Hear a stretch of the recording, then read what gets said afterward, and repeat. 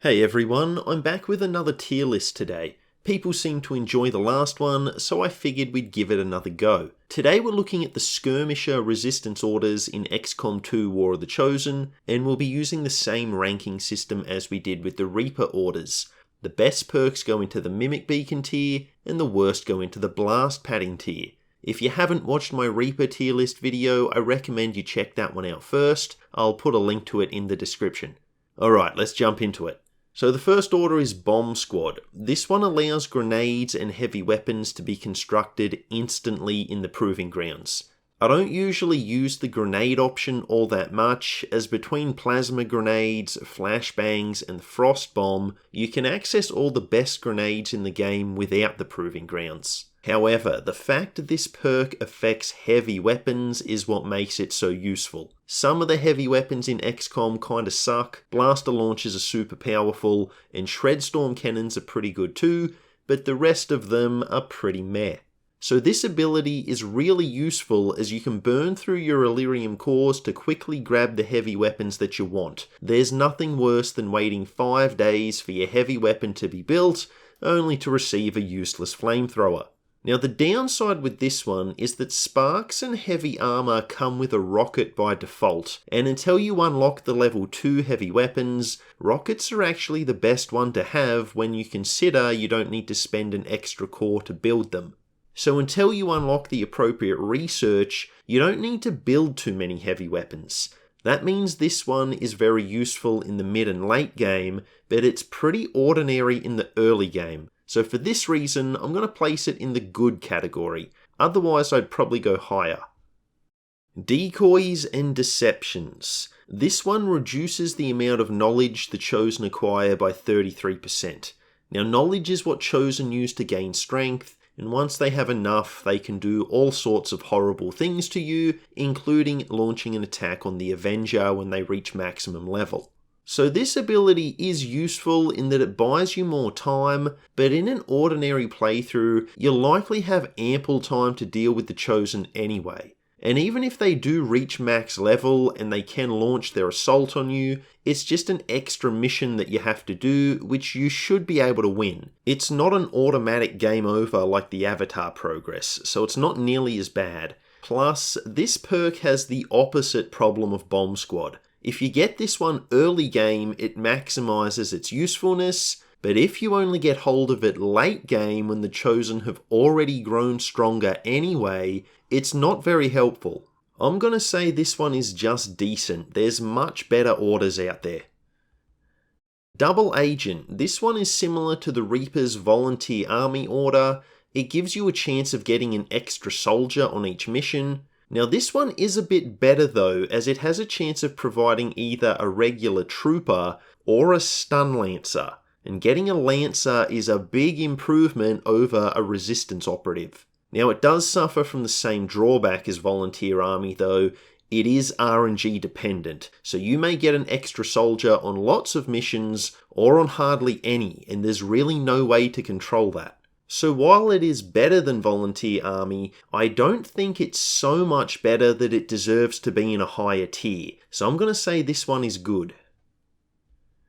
Impact Modeling. This one is similar to the Reaper's Ballistics Modeling, which increases the speed of weapons research. Impact Modeling, however, increases the speed of armor research by 15%. Now, I wasn't a fan of Ballistics Modeling in my previous video, and this one is even worse. There's less armor research in the game than there is weapons research, so this one gives you even less of a buff. And my main issue with these things is that 15% just isn't a lot of time. It's going to save you a couple of days at best. Now if you're playing on Legendary with longer research times, this one may be more useful, but I'm going by the ability's usefulness on Commander difficulty, and this one is not very. Blast padding for you.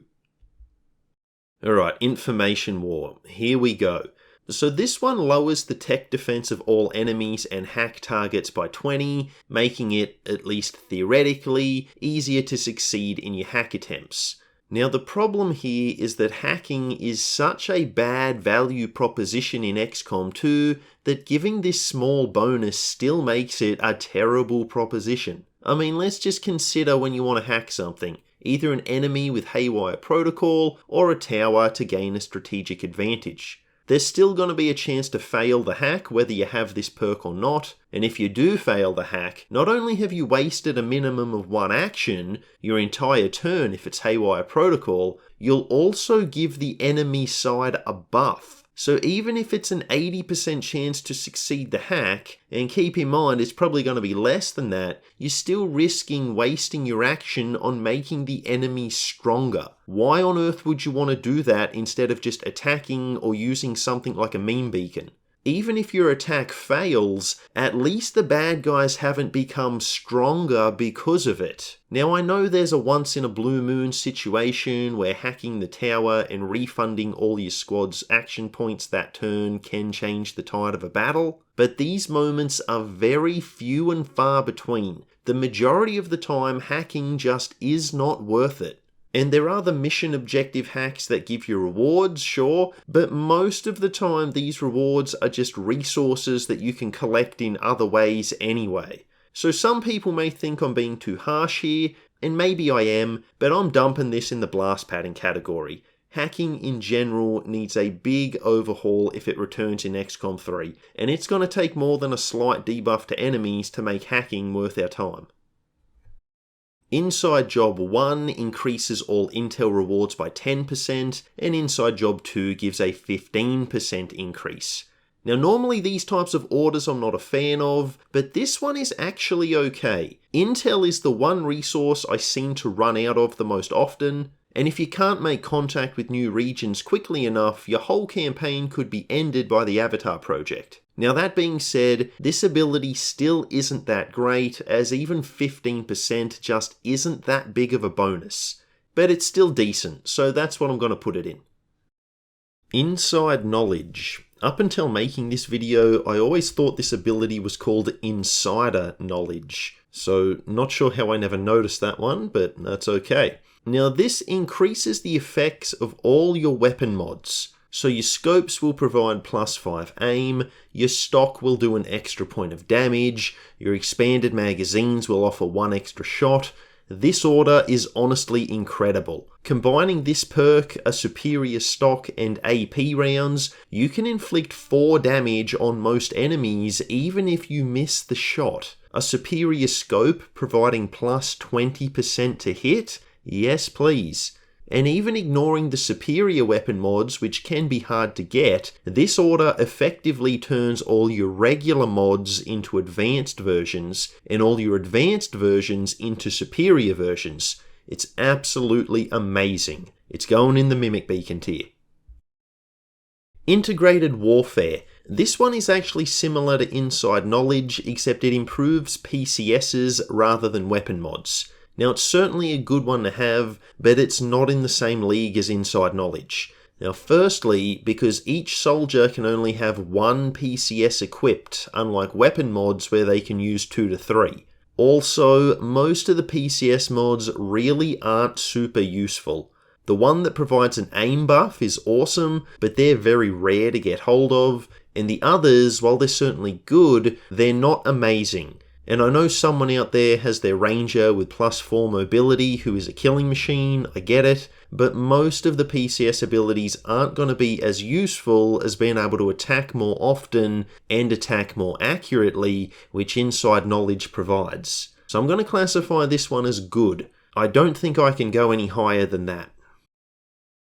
Modular Construction. So with this one, facility construction speed is increased by 25%. Now I believe this will stack with scanning at Skirmisher HQ to build those facilities even faster, but see that leads us to a problem. I can just scan at Skirmisher HQ to get an even more powerful version of this order, so why would I want this one? It's pretty similar to the Reaper's heavy equipment ability, so we'll place it in the same category. It's just decent.